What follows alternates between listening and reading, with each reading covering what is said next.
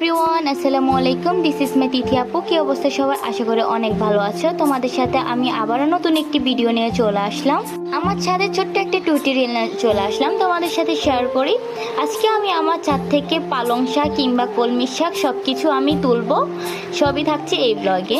আমার সাথে আমি তেমনটা সবজি লাগাই নাই, যেটুকু লাগাইছি এইটুকু আলহামদুলিল্লাহ আমি শাক তুলছি, কারণ আম্মু আমার সাথে হেল্প করছে। আমি শাক তুলতে পারি না, আম্মু আমাকে হেল্প করতেছে, দেখতেই পাচ্ছ তোমরা।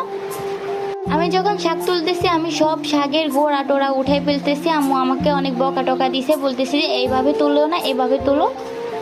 ছোট্ট ছোট্ট করে একটা স্কিপ নিয়ে নিলাম ভিডিওর। আর এখানে হচ্ছে আমার পুরো চারটা, দেখো অনেক সুন্দর। আম্মু সব কিছু লাগাইছে, আমরা কিছুই লাগাই না। আম্মু সব কিছু যত্ন করতেছে। আম্মু অসুস্থ থাকার কারণে আমনটা যত্ন করা হলো না, কারণ আমরা তো চাঁদে উঠি না। আমাদেরকে যখন চাঁদে উঠতে বলে আমরা আর থেকে ভালো লাগে না, কিংবা আমার ছোট বোনরাও উঠে না তেমনটা। আমাদেরকে বলে অন্যের ছাদ হলে ঠিকই তোমরা উঠতে, এখন নিজের ছাদ উঠো না, যত্ন করো না গাছের।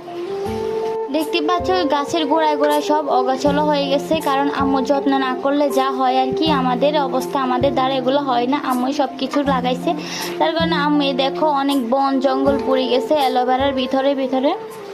আর আমি এখান থেকে অ্যালোভেরা দেখতেছি যে কেমন এখান থেকে একটা নেওয়া যাবে কিনা আমার মুখের স্কিনের জন্য, আমি একটু ফেস প্যাক বানানোর জন্য। আর এখান থেকে আমার লেবু গাছ, আর এখানটা হচ্ছে আমাদের মরিচ গাছ। সবসময় যদি ঘরে যখন কাঁচা মরিচ থাকে না, তাহলে আমরা এখান থেকে নিই, কারণ এখান থেকে আমাদের অনেক উপকার হয়। কারণ এখান থেকে হচ্ছে আমি অনেকগুলা কচু গাছ রুখছি, কারণ লতি আমার অনেক ফেভারিট। তোমাদের থেকে কেমন জানি না। আর এখান দিয়ে দুইটা আমাদের ধুন্দুল ধরছে, তোমরা কি বলো জানি না, এটা আমি ধুন্দুলে বলি। আর এখান দিয়ে আম্মুকে বলছি দুইটা কাঁচামরিচ নিয়ে দাও, আমার একটু লাগবে।